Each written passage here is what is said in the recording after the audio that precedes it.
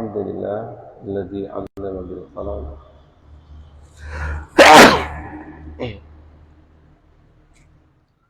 علم الإنسان ما لم يعلم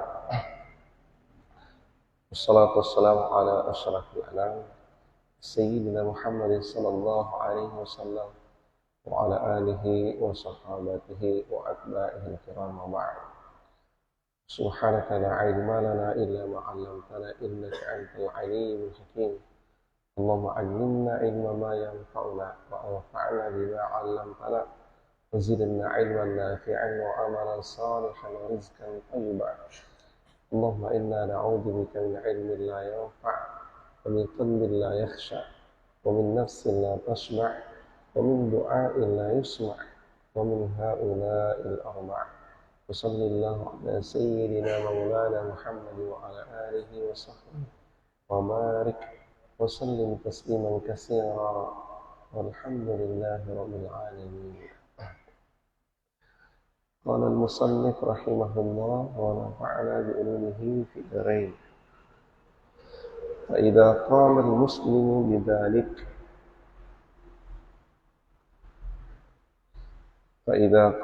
المسلم بذلك وتهيأ له أداء هذه الوظيفة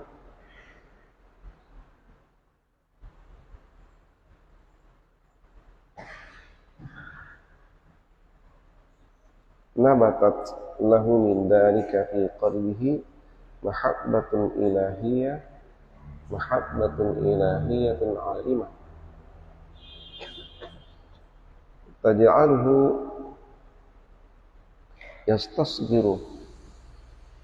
يستصغر كل عظيم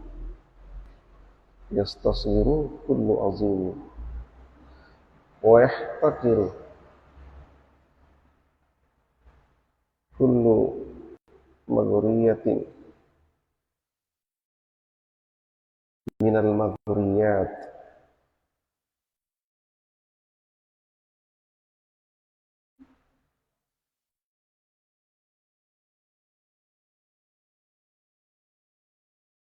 ويستهين بكل إيذاء وعذاب ويستعنى فوق كل إذلال أو استهزاء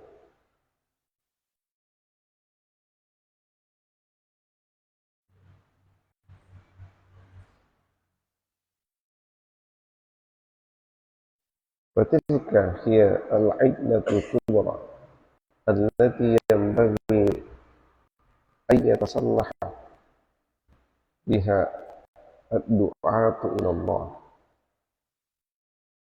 وتلك هي العدة التي جهز الله بها حبيبه محمدا صلى الله عليه وسلم ليقوم بأعباء الدعوة الإسلامية. Sekarang kita melihat lanjutan bacaan kita,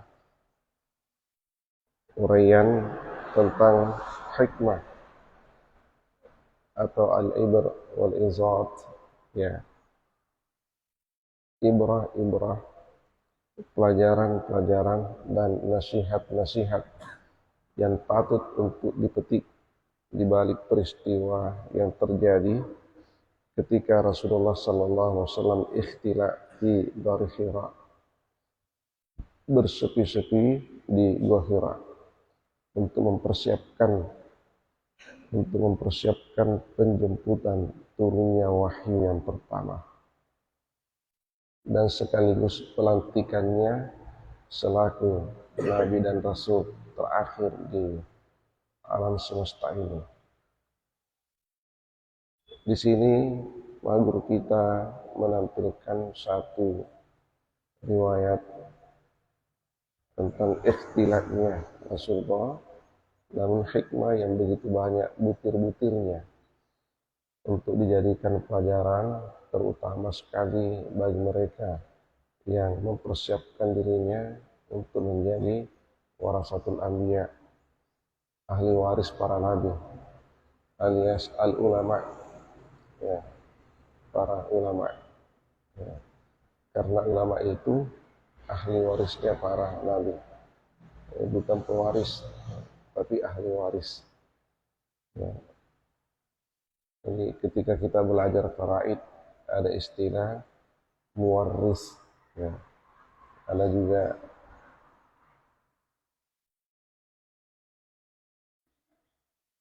apa? Warasa, ada juga miras. Ya. Jadi ada pewaris, ada ahli waris, dan ada warisan. Ya, itu harus dibedakan. Ulama ini adalah ahli waris. Ya. Yang mewaris itu adalah Nabi dan Rasul Allah. Jadi bagi mereka yang ingin atau yang ditakdirkan oleh Allah menjadi ahli waris para nabi, minimal mereka adalah duat, aktivis dakwah yang melanjutkan perjuangan dakwah Rasulullah Sallallahu Alaihi Wasallam, ya,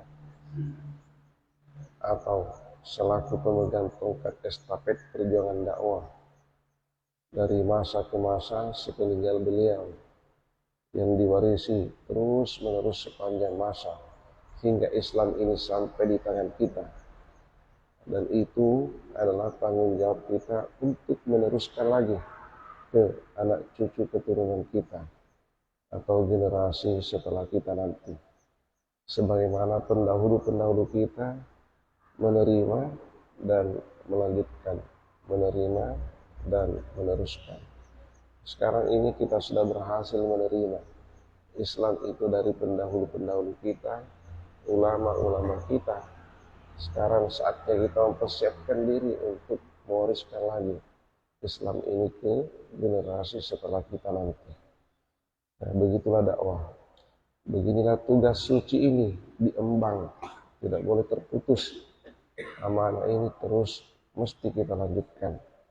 Karena Islam ini harus, ya, seusia dengan zaman, ya, harus eksis sampai di akhir zaman, dan kejayaan Islam nanti itu akan terlihat pada akhir zaman. Ya. Kalau dalam Al-Quran dikatakan wara'aitan nasa yadkhuluna fi dinillahi afwaja, ya, masa-masa akhir masa bakti Rasulullah Sallallahu Alaihi Wasallam menyampaikan ini dakwah, itu ditandai dengan wara'aitan nasa yadkhuluna fi dinillahi afwaja, adanya orang berbondong-bondong untuk masuk ke dalam Islam. Ya, itu tanda bahwa Rasul sudah hampir, ya, mengakhiri masa baktinya. Ya. Dan memang, ya, prestasi dakwah yang sangat gemilang dan fantastis. Ya. Bayangkan ketika Rasulullah meninggalkan kota Mekah menuju ke kota Madinah, pengikut beliau itu hanya kurang lebih 100 orang. Sementara beliau berdakwah itu lebih kurang 13 tahun. Ya. Tapi ketika beliau, ya, kembali ke Mekah, dan itu yang terakhir kalinya melakukan haji wada, dikabarkan di dalam kitab-kitab tarikh bahwa peserta haji wada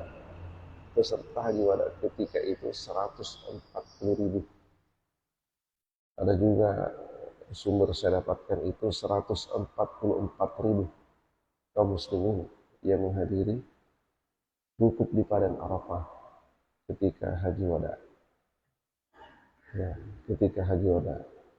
Jadi waktu saya membaca kitab ini, rasa-rasanya tidak masuk akal. 144.000, berarti memang sudah banyak orang ketika itu. Ya.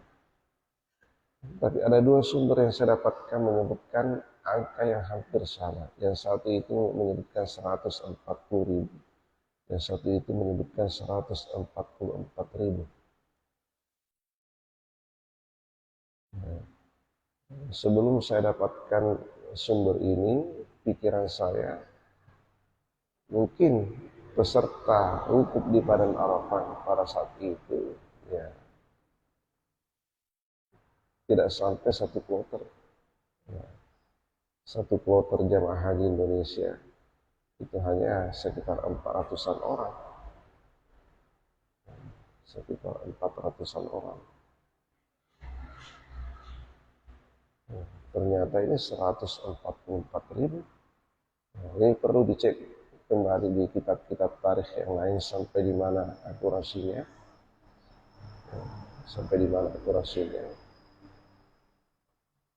Dan kalau memang seperti itu adanya, subhanallah, berarti umat Islam yang ikut saja berhaji pada masa itu, ya, haji perpisahannya Rasulullah itu sudah mencapai angka 144.000.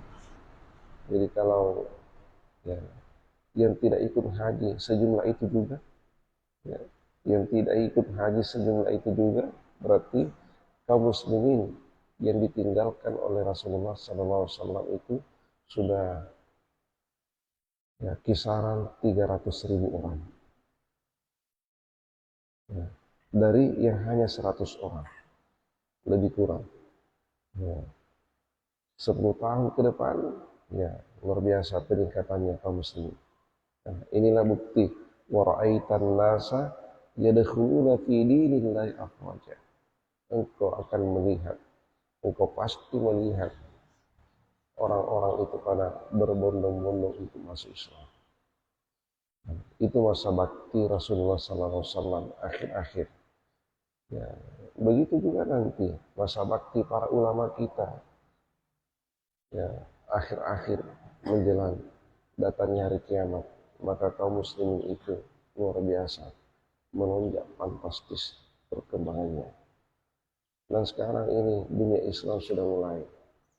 Informasi terakhir saya baca bahwa di Inggris, ya, di London itu sudah lebih 400 masjid. Ya, padahal itu jantungnya Katolik, ya, sebagaimana di Vatikan. Di sana juga sudah. Ya, Italia ya sudah banyak masjid. Di London ini sudah lebih 400 masjid yang baru dibangun. Belum lagi masjid-masjid sebelumnya yang ada yang tidak teridentifikasi. Dan bahkan ada wacana London ini akan berubah nama menjadi Londonistan. Londonistan. Seperti Pakistan, Afghanistan. Ya. Subhanallah, ini perkembangan dunia Islam. Apa yang menyebabkan demikian? Orang-orang Eropa itu yadkhuluna fi dinillahi afwaja, ya, karena ilmu, bukan karena kebodohan. Karena ilmu, ya, karena ilmu, bukan karena kebodohan. Ya. Ilmu yang menjadi jembatan hidayah. Ya. Karena ilmu, ya, karena ilmunya itulah menjadi jembatan hidayah. Kenapa? Al-Quran ini adalah sumber ilmu. Ya. Ketika ilmunya maju, ya, ketika ilmunya maju, maka teori-teori keilmuan yang mereka itu dapatkan sinkron dengan ajaran Al-Quran. Subhanallah, ini Al-Quran semakin dikaji semakin muncul berliannya. Semakin dikaji semakin ketahuan bahwa ini adalah mutiara yang selama ini terpendam. Orang-orang Islam hanya sekedar memilikinya, kurang mengkajinya. Orang-orang Barat ini yang mengkajinya, subhanallah, muncul mutiaranya. Ya, mereka mengenal, ya, kalau ada mutiara yang tersimpan pada diri orang Islam sekian abad lamanya, ya, sudah lebih 1 milenium lamanya, mutiara itu terpendam. Ya, setelah dikaji, subhanallah, ternyata mutiara itu memancarkan cahaya yang bisa menerangi bumi ini. Itulah ilmu pengetahuan, teknologi, ya, teknologi. yang sumbernya dari Al-Quran. Subhanallah, ini perkembangan dunia Islam sudah mulai merebak. Ya, kalau dulu ketika Al-Fatih menaklukkan Konstantinopel yang sekarang ini ya, berubah menjadi Istanbul, ya pernah saya sampaikan bahwa konon kabarnya Istanbul itu namanya pada saat konversi dari Konstantinopel ke Istanbul bukan Istanbul tapi Islambul, ya, Islambul.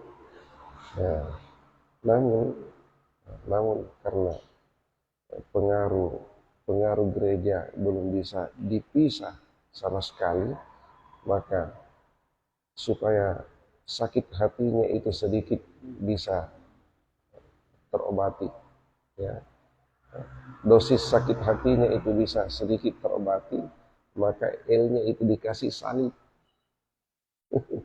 L-nya itu dikasih salib, maka terbacalah Istanbul. Yang mulanya itu ulama-ulama kita setelah menaklukkan Konstantinopel itu diganti namanya menjadi Islambul. Ya, sebagaimana Madinah ketika Rasul sudah ya, menduduki Madinah ini, yang namanya dulu Yasrib itu diganti menjadi Madinah. Karena Yasrib itu nama yang memiliki arti yang tidak baik. Yasrib artinya itu celaan, ya, tidak baik. Maka Rasul mengganti dengan Madinah. Jadi ini sebenarnya sunnah yang belum kita ikuti. Semestinya kalau ada nama-nama kampung yang tidak baik artinya itu diganti itu. Ya, kalau mau mengikuti Rasulullah. Nah ini kita banyak ya, nama-nama kampung yang oleh leluhur kita dulu memberi nama sesuai dengan peristiwa penting yang terjadi pada saat itu di tempat itu tanpa mempertimbangkan lagi apa maknanya. Padahal nama itu adalah doa sesungguhnya. Jadi jangan sampai nama itu tidak baik artinya. Nah, itu langsung mengganti Yasrib itu dengan Madinah. Jadi ini juga Konstantinopel ketika ditaklukkan oleh Al-Fatih, Muhammad Al-Fatih, seorang mujahid Islam yang usianya baru sekitar 24 tahunan. Mudah sekali. Usianya itu baru usia sarjana, kalau usia kita sekarang. Ya, sudah mampu menaklukkan ini kota Konstantinopel. Ya, subhanallah, itu luar biasa. Benteng Konstantinopel yang ada di Istanbul itu, ya, kalau kita keliling-keliling di sana, lebih 20 kilo. Kalau tidak salah dengar kemarin itu, ya kita mengatakan 21 kilometer. Dan tingginya itu sekitar 5 meter tingginya. Kecil sekali Rotterdam yang ada di Makassar. Kecil sekali. Itu 5 meter saya perkirakan saja. Lihat, ada sekitar 5 meter tingginya.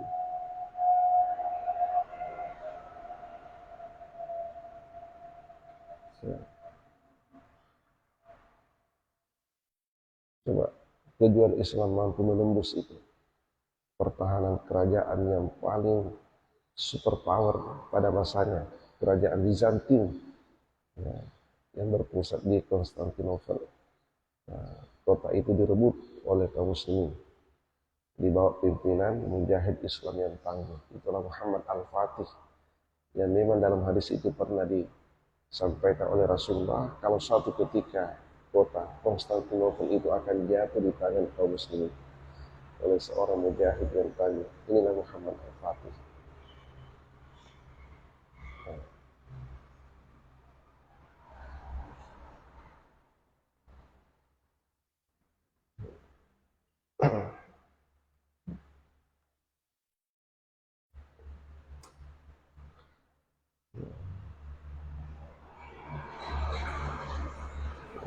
Kita lihat lanjutan ya, lanjutan keterangan maghrur kita di sini, analisis berikutnya.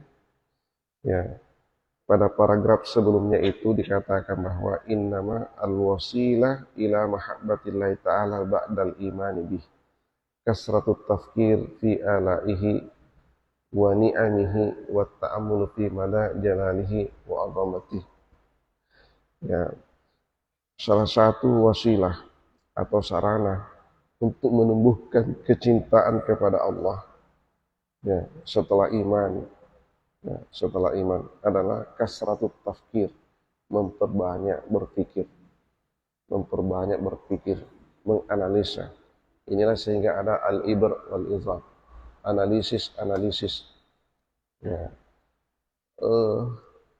peristiwa yang terjadi pada masa Rasul itu tidak akan hampa dari hikmah, yaitu syarat dengan hikmah. Hikmah itulah yang akan dicari, apa dan apa di balik itu semua. Ya, harus dicari itu. Ya. Rabbana ma khalaqta hadza batila. Ya, tidak mungkin yang Maha Kuasa menciptakan sesuatu sia-sia. Maka orang-orang berpikir selalu mencari hikmah. Apa di balik ini, apa di balik itu. Ya. Hikmah yang didapatkan nanti itulah al-ibrah. Ibrah, pelajaran. Ya. Pelajaran itu ada dua. Ya. Ada kalanya pelajaran itu untuk dilakukan, ada juga kalanya pelajaran itu untuk ditinggalkan. Ya. Ada pelajaran untuk dilakukan, ada juga untuk ditinggalkan. Nah, pelajaran yang positif itu untuk dilakukan dan untuk diwariskan. Pelajaran yang sifatnya negatif, hampa dari manfaat, apalagi kalau jelas mendatangkan madarat, maka itu untuk ditinggalkan dan untuk diwanti-wantikan. Jangan sampai orang-orang di belakang hari nanti itu melakukannya. Itulah ibrah. Itu didapatkan dari at-tafkir, ya. Memikirkan, ya, merenungkan segala, ya, nikmat-nikmat Allah.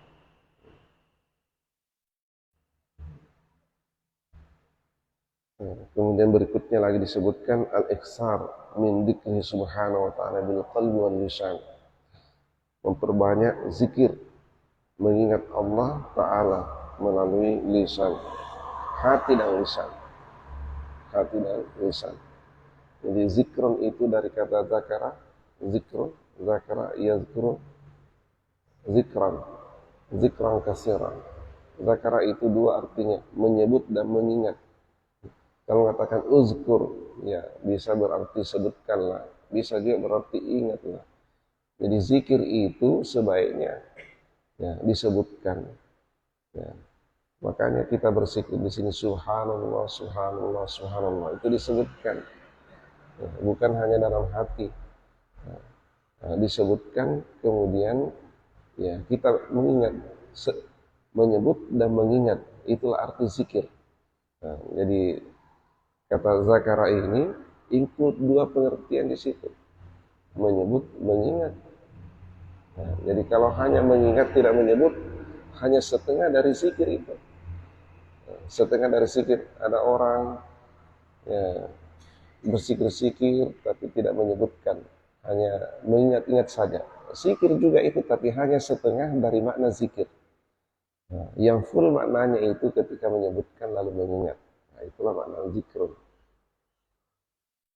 Nah, jadi itu bagian dari hujjah. Kenapa kalau kita berzikir, sambil berzikir itu dilantungkan, ya, dilantungkan itu. Banyak juga saudara-saudara kita berzikir, ya, tidak melantungkannya, ya, tafakur saja, termenung-menung, ya, boleh juga, zikir juga itu, tapi tidak full, ya. Ya, tidak full. Ini secara literal. Kalau kita kaji makna zikir itu secara literal, dua itu yang mesti terpadu, menyebut dan mengingat. Ada juga menyebut saja, tidak mengingat. Nah, ini sama dengan mengingat saja, tidak menyebut. Ya, zikir juga. Seperti orang yang menyanyi-nyanyi itu tidak meresapi nyanyiannya. Nah, boleh juga itu zikir, tapi tidak full. Karena menyebut tapi hampa dari ingatan. Ada juga mengingat tapi tidak menyebutkan. Yang full itu menyebutkan sekaligus mengingat. Itulah zikir. Kalau ini lain juga zikirnya ini, itu yang jatuh-jatuh kepalanya. Ambok cening.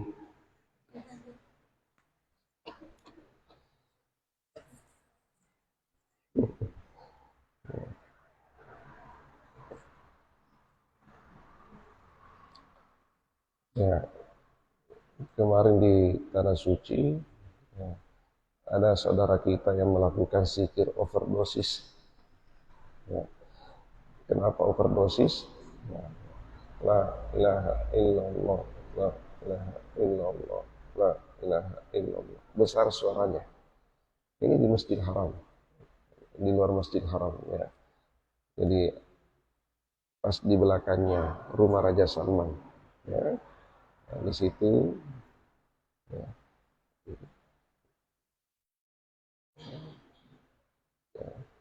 tempat yang luas itu ditempati juga sholat berjamaah, apalagi di musim haji padat jamaah. Ya, sudah sholat subuh bersikir, mungkin kebiasaan di kampungnya, ya, warisan dari guru-guru tarikatnya. La ilaha illallah. Kebiasaannya di tanah suci, zikirnya itu ya, tidak besar seperti kita di sini. Ya, masing-masing bersikir, tidak berjamaah juga. Masing-masing orang bersikir. Nah, ini bersikir dengan gaya yang ada di kampungnya. Ya. Kepalanya melenggang-melenggok. Kepalanya melenggang-melenggok. La ilaha illallah. La ilaha illallah. La ilaha illallah. Lama-lama naik tangannya. Ditepuk-tepuk pahanya. La ilaha. Lama-lama semakin keras suaranya. Anak-anak yang main-main di luar itu datang semua berkumpul. Datang semua berkumpul di sekitarnya itu. Heboh. Heboh. Ya, anak-anak itu menonton.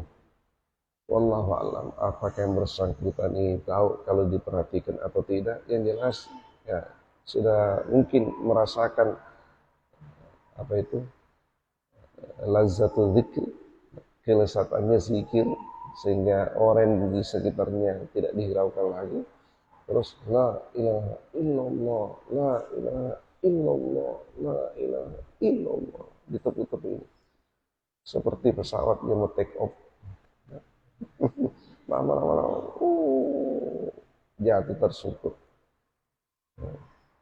Begitu jatuh tersungkur, sujud, ya, kayak hilang ingatan, hilang kesadaran. Nah, semua anak-anak yang ada di sekitarnya ini ya melakukan hal yang sama. Jadi tidak semua ya, tapi ada di antara anak-anak yang ada di sekitarnya itu melakukan hal yang sama. La ilaha illallah, la ilaha illallah. Tepuk-tepuk juga. Nah, ini menurut pandangan kita, nah, itu zikir yang overdosis ya, karena cukup menyebutkan dan mengingat, tidak perlu ada ya, gerakan-gerakan tangan, apalagi ya, lantunan lantunan suara yang besar seperti itu ya. Tapi ya, yang bersangkutan mungkin dengan cara seperti itu ada kelezatan dan kenikmatan tersendiri yang mereka rasakan. Ya. Nah, ini model-model zikir seperti itu, ini rakitan dari tarekat-tarekat tertentu. Ya.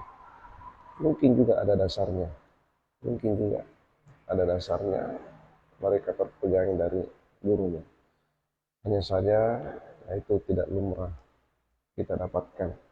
Apalagi kalau diusut sumbernya, mana hadisnya, itu saudara seperti itu.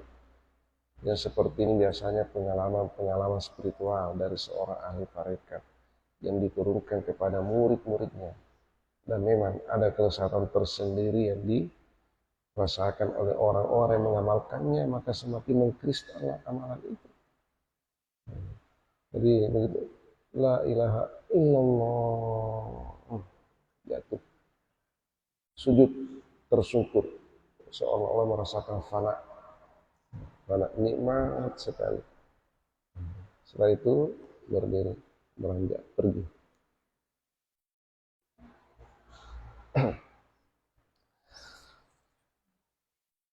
Nah, sekarang kita lihat fa idza qama al-muslimu bidzalik. Ya. Intinya paragraf di atas itu adalah kasratut tafkir. Kemudian al-iktsaru min zikrillah, memperbanyak merenung dan memperbanyak berzikir kepada Allah melalui uzlah halwah dan ibtiad min syawagil dunia. Ya, uzlah itu mengasingkan diri, mengisolasi diri dari lingkungan. Khalwat itu adalah bersepi-sepi, dan ibtiad itu adalah menjauhkan diri dari kesibukan dunia. Nah, inilah tiga yang terpadu dilakukan oleh Rasulullah ketika di Gua Hira. Ya, uzlah, khalwah, dan ibtiad. Fa idza qama al-muslimu bidzalik, ketika orang Islam melakukan hal itu, wa tahayya lahu ada ahadul wazifah, lalu ia mempersiapkan dirinya untuk menunaikan tugas ini, nabatat lahu min dalika fi qalbihi mahabbatun ilahiyah arimah, maka akan muncul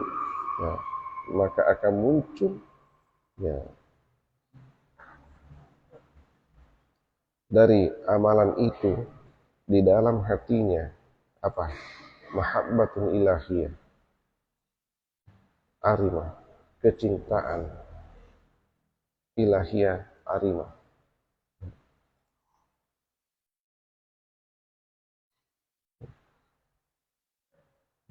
Kecintaan ilahiyah, kecintaan kepada Tuhan yang agung.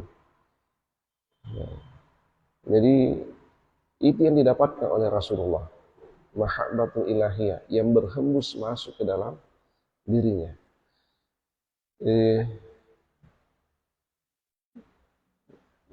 Saya sempat merenung ketika melihat medan untuk naik di atas Jabal Nur itu. Jadi seperti yang pernah kita jelaskan bahwa itu Jabal Nur, dulu namanya Jabal Hira. Karena di atas puncak gunung itu ada satu gua. Ya, di atas puncak turun sedikit, nah di situ ada gua namanya Gua Hira. Ya, bedanya dengan Jabal Saur. Kalau Jabal Saur itu di atas puncak naik sedikit guanya. Kalau Jabal Nur ya di atas puncak turun sedikit guanya. Itu yang bedakannya. Mudah-mudahan kalian nanti bisa berkunjung di dua tempat ini, mendapat tilas perjalanan dakwah Rasulullah SAW. Ya, ini saya lihat ini waktu sampai di atas melihat turun perjalanan. Ini sekarang bagaimana 14 abad yang lalu. Ya, ini sekarang sudah dijelajahi sekian juta manusia sudah datang di sini bersiap. Bagaimana pada masa Rasulullah dulu? Boleh jadi beliau orang pertama yang naik di puncak gunung itu. Kalaupun ada orang sebelumnya tidak banyak. Batu cadas, belum lagi istrinya Khadijah radhiyallahu anha yang dikabarkan datang mengantarkan bekal kalau Rasul tinggal lama-lama di atas, nah, istrinya ini seorang wanita mendaki gunung yang begini ekstrimnya. Ya Allah.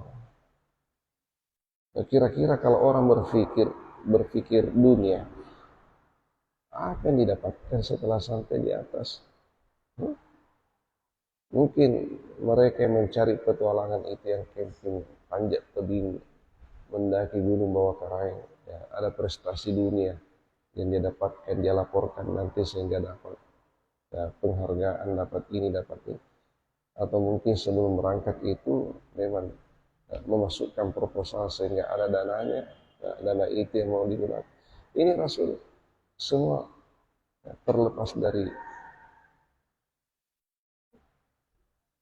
embel-embel dunia. Ya, perjuangan yang begitu berat. Ya, tidak bisa diukur dengan nilai dunia, tidak bisa. Dan tidak bisa diukur oleh hitungan-hitungan manusia. Nah, apa yang membuatnya beliau bisa sampai ke atas puncak bukit itu? Ya. Ketika itu beliau belum Rasul, belum. Ini yang disebutkan maghrib kita di sini. Ada mahabbatun ilahiyah, arimah di dalam hatinya Rasulullah. Nah, karena beliau melihat fenomena yang ada di sekitarnya sudah tidak kondusif lagi untuk dakwah, kesyirikan merebak, kezaliman merebak, tauhid sudah rusak, ya. Kemudian ya, tata susila semua sudah hancur, ya. Peradaban sudah luar biasa bejatnya, ya. Untuk merubah itu semua bukan pekerjaan sedikit, ya. Dan ketika itu seorang yang bernama Muhammad ini siapa sesungguhnya, ya, belum punya power, ya. Ini belum Rasul, tapi hatinya sangat bertentangan dengan kenyataan yang ada di sekitarnya.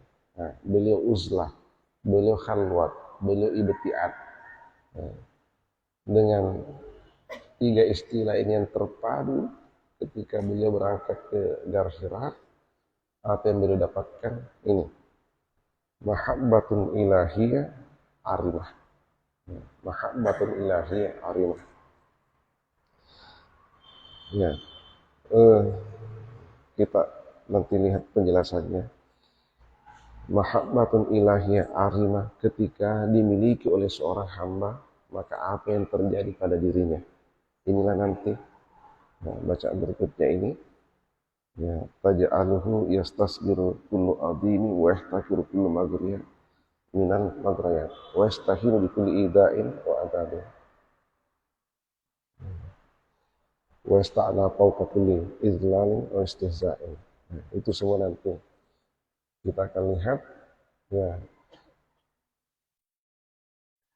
anugerah Allah atau karunia ilahi kepada seorang hamba yang sudah hadir di dalam hatinya mahabbatul ilahiyah arimah, dan seorang juru dakwah semestinya mendapatkan itu, ya, semestinya mendapatkan itu, ya.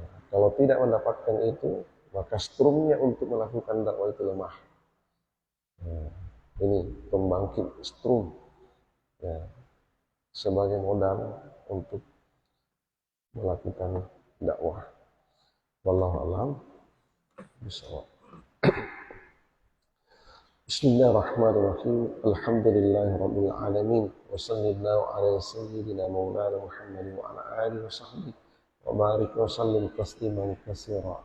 Allahumma 'allimna 'ilman ma yanfa'una wa anfa'na bima 'allamtana. Wa zidna 'ilman nafi'an mubarakan wa amalan salihan mutaqabbalan wa rizqan wasi'an halalan thayyiban. ربنا زدنا علما نافعا وارزقنا فهما ثابتا. اللهم ارزقنا فهم النبيين حفظ المرسلين وإلهام الملائكة المقربين. سبحانك اللهم وبحمدك نشهد أن لا إله إلا أنت نستغفرك ونتوب إليك. سبحان ربك رب العزة عما يصفون وسلام على المرسلين والحمد لله رب العالمين. وما توفيقي إلا بالله عليه توكلت وإليه أنيب بالله التوفيق والدعوة والإرشاد. السلام عليكم ورحمة الله وبركاته. صلاة الإشراق جامعة رحيمة